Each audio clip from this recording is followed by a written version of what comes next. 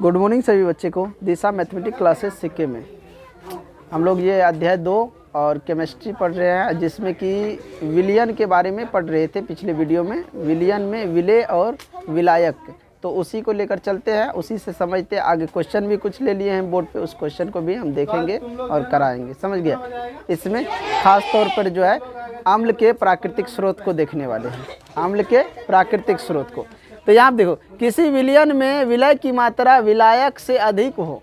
अगर मान के चलो कोई विलयन है, जैसे कोई घोल है और उसमें क्या है, विलय की क्या लिखा है, विलय की मात्रा विलायक से अधिक है। जब भी विलय की मात्रा विलायक से अधिक हो तो उसको क्या कहेंगे, सांद्र। क्या कहेंगे, सांद्र अम्ल।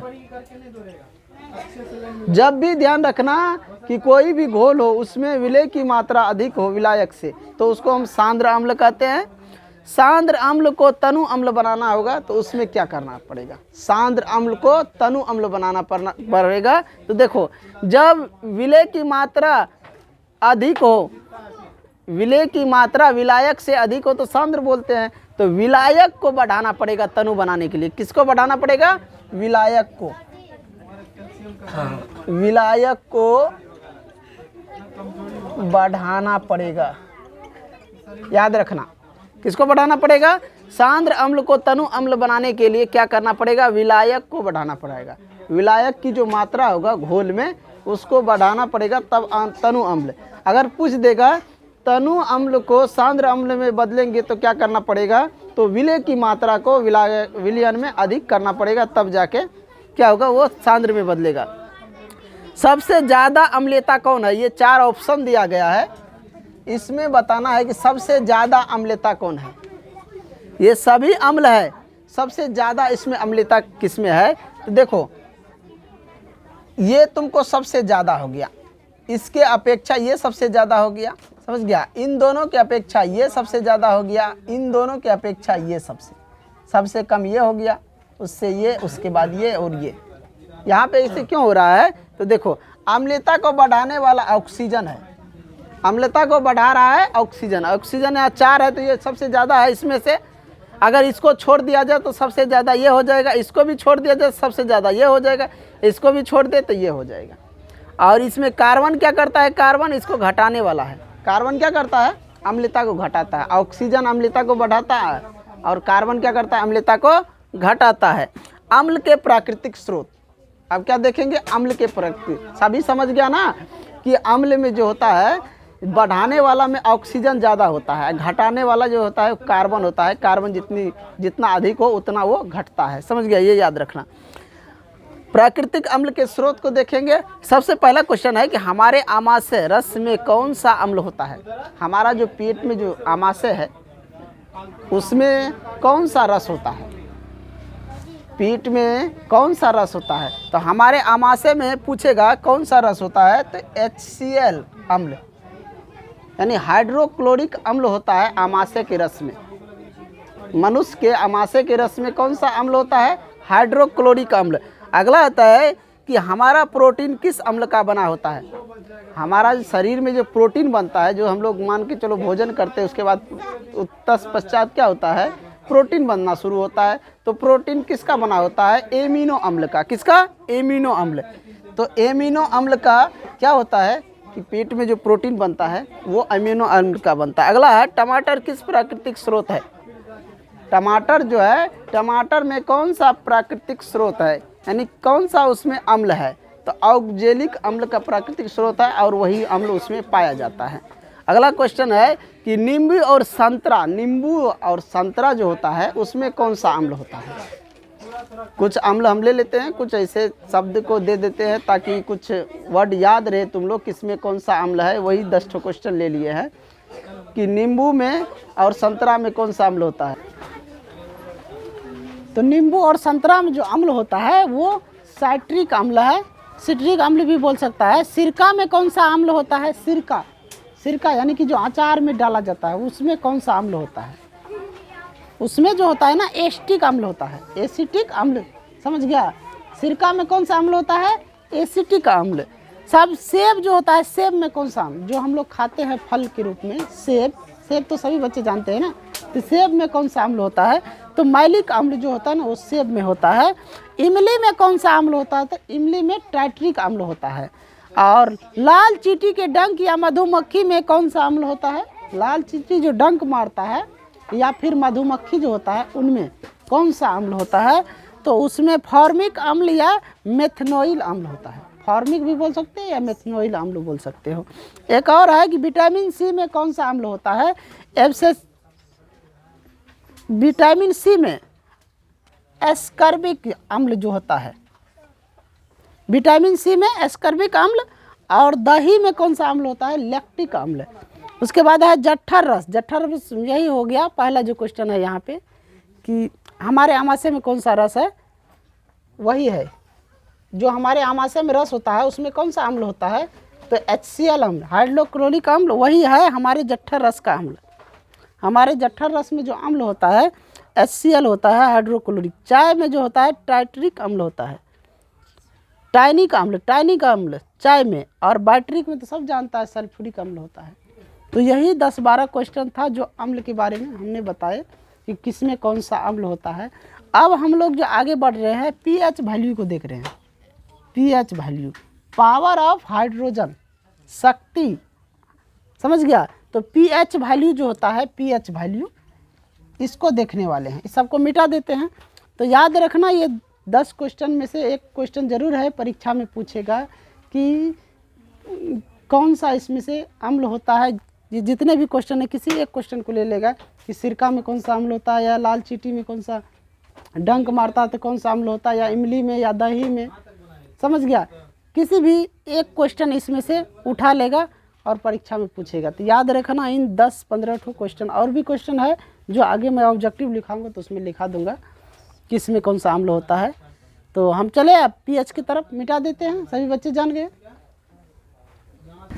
चलो अगले पॉइंट की तरफ चलते हैं। कोई भी अम्लीय चीज़ तो उसका pH वैल्यू 7 से कम होता है। कोई भी जो अम्लीय होगा उसका pH वैल्यू क्या होगा? 7 से कम होगा। अगर कोई भी चीज़ 7 से अधिक जिसका pH वैल्यू है तो वो हो जाएगा क्षारीय, समझ गया? तो ये अम्लीय हो जाएगा 7 से कम, और 7 से अधिक हो तो क्षारीय, समझ गया? तो HCl का pH मान कितना होता है? तो 1.0। HCl जो होता है उसका pH मान होता है 1.0। अब सोच सकता है कि ये 7 से कम है कि अधिक है। तो 7 से कम है इसलिए ये क्या हो जाएगा? अम्लीय हो जाएगा HCl, जो कि हमारे आमाशय रस में होता है। नींबू का रस, उसका जो pH मान होता है वो 2.2 से 2.4 होता है। नींबू का जो pH मान होता है उसमें 2.2 से 2.4 तक होता है, समझ गया? अम्लीयता उसमें। ताज़ा दूध की बात करें तो उसमें 6.5 होता है pH मान। pH वैल्यू जो होता है ताज़ा दूध में वो 6.5 होता है। वही बात करें बासी दूध की तो उसमें अम्लीयता बढ़ता है, समझ गया? तो 6.5 से ज़्यादा हो जाएगा, हो सकता है 6.7 हो जाए, 8 हो जाए, 9 हो जाए, समझ गया?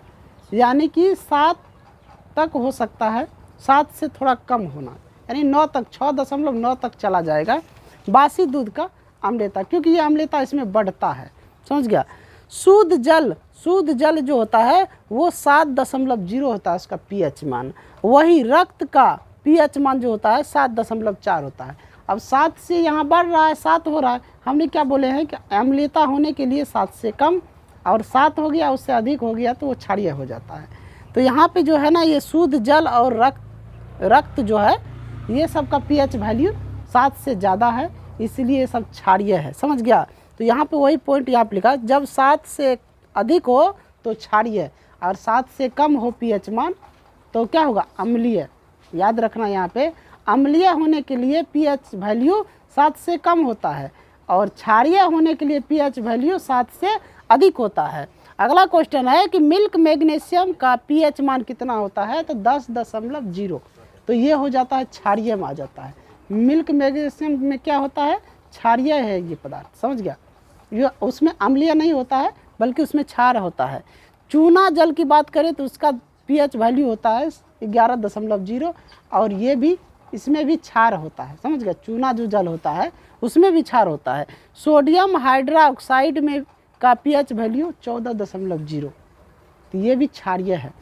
तो सोडियम हाइड्रोक्साइड का पीएच वैल्यू कितना है 14.0 और वो क्षारीय है। चूना जल का कितना है 11.0 जो कि क्षारीय है। और मिल मैग्नीशियम जो है उसका पीएच वैल्यू 10.0 वो भी क्षारीय है, उसमें होता है क्षार।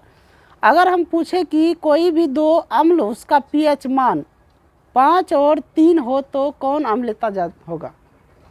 अगर मान के चलो कि कोई भी पीएच मान है, एक का पीएच मान 5 है, दूसरे का पीएच मान कोई भी चीज़ है जिसका पीएच वैल्यू जो है 5 है और दूसरे का 3 है, तो सबसे ज़्यादा किस में अम्लता होगा, सबसे ज़्यादा अम्लता किस में होगा। देखो पीएच मान बढ़ेगा तो अम्लता घटेगा और पीएच मान घटेगा तो अम्लता बढ़ेगा।